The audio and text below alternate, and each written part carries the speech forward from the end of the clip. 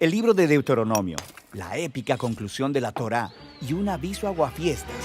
Moisés va a morir.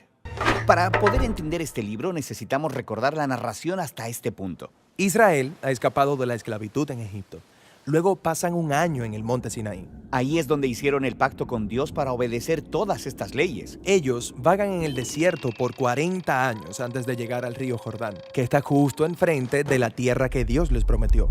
Están listos para entrar. Aquí es donde se inicia el libro de Deuteronomio. Este libro es en realidad un discurso. Moisés habla estas últimas palabras para dar ánimo a la nueva generación de Israel que está a punto de entrar en la tierra. El discurso se divide en 3 largas secciones. Moisés comienza la primera parte del discurso con tono sombrío porque está resaltando la resistencia y rebelión de Israel en los últimos 40 años. Eso prepara el resto de la introducción, que es el reto de Moisés a esta nueva generación, a ser diferentes de sus padres y responder a la gracia de Dios con amor y obediencia. Él les recuerda los 10 mandamientos como el fundamento del pacto, y luego les da esta famosa frase. Escucha, oh Israel, el Señor es nuestro Dios, el Señor uno es. Amarás al Señor tu Dios con todo tu corazón, con toda tu alma y con toda tu fuerza. En la tradición judía, esto se conoce como el Shema, porque la primera palabra hebrea en la frase es Shema Israel. Esta se convirtió en una oración muy importante del judaísmo, que se pronunciaba 2 veces al día. Enfatiza el compromiso exclusivo de Israel con su Dios, el único Dios verdadero que los amó y los rescató de la esclavitud. Están a punto de entrar en una tierra donde los habitantes están adorando a muchos otros dioses. Moisés piensa que la lealtad al Señor su Dios es el único camino a la vida. Nota estas palabras claves en el Shema. Escucha y ama. Encontrarás estas palabras por todos lados en la introducción de este discurso. La palabra escucha en hebreo significa más que solo dejar entrar ondas sonoras en tus oídos. Incluye la idea de responder a lo que oyes. Para Israel, esto significa responder a la gracia de Dios obedeciendo las leyes del pacto. Escuchar siempre está seguido de amar. Sí, el amor es la verdadera motivación para obedecer las leyes. Israel no obedecerá sin amor y ellos no aman verdaderamente si no obedecen. A lo largo de todo el libro hay una fuerte conexión entre amar y escuchar. Moisés les dice que si escuchan y aman, cumplirán su llamado original como la familia de Abraham, para mostrar a todas las naciones la sabiduría y la justicia de Dios, y así convertirse en bendición para todas ellas. La segunda gran sección de Deuteronomio es un conjunto grande de leyes y mandamientos.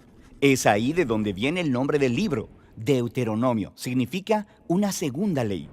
Esto es porque ya hemos escuchado con anterioridad muchas de estas leyes. De hecho, en la primera oración del libro se nos dice que Moisés está explicando o aclarando leyes. Está repitiendo y expandiendo las leyes, haciéndolas relevantes para esta nueva generación. Hay leyes sobre cómo Israel debe adorar a Dios, leyes sobre su estructura de liderazgo, leyes sobre la justicia social y luego más leyes sobre su adoración. Ahora, después de todas estas leyes, Moisés advierte a Israel sobre las consecuencias de su obediencia o desobediencia, o en sus propias palabras, la bendición o la maldición. Si ellos escuchan y aman, experimentarán bendición y abundancia en la tierra. Si no lo hacen, habrá hambre y plagas, y serán forzados a salir de su tierra hacia el exilio. Eso nos lleva a la sección final de su discurso. Aquí Moisés dice, hoy pongo delante de ustedes la vida o la muerte, la bendición o la maldición.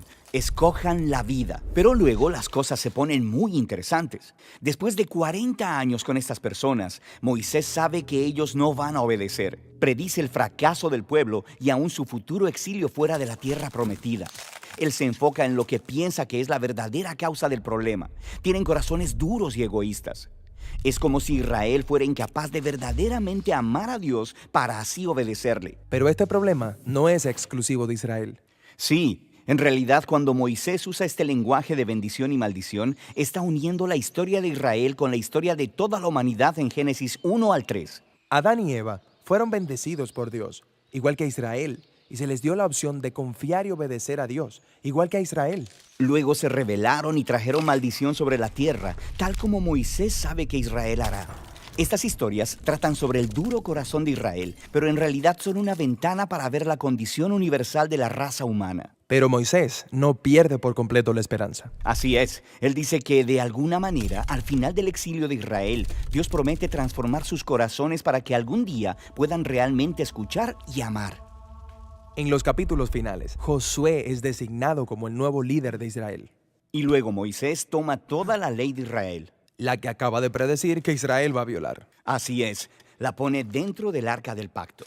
Luego Moisés sube a la cima de una montaña para poder ver la tierra prometida desde lejos. Luego muere, y así es como termina la Torá. Que es un lugar extraño para terminar la historia. Justo ahí, en el punto culminante, ¿obedecerán la ley y vivirán fielmente en la tierra o no? La historia continúa justamente con Josué, el siguiente libro de la Biblia. Pero este es el final de la Torá y ha sido finalizada ahí por una razón. La Torá está escrita para aquellos que están fuera de la tierra o quienes todavía están esperando el cumplimiento de la promesa de Dios de bendecir a todo el mundo. Ahora, mientras cada generación lea la Torá, serán llamados a anhelar lo que Moisés anheló.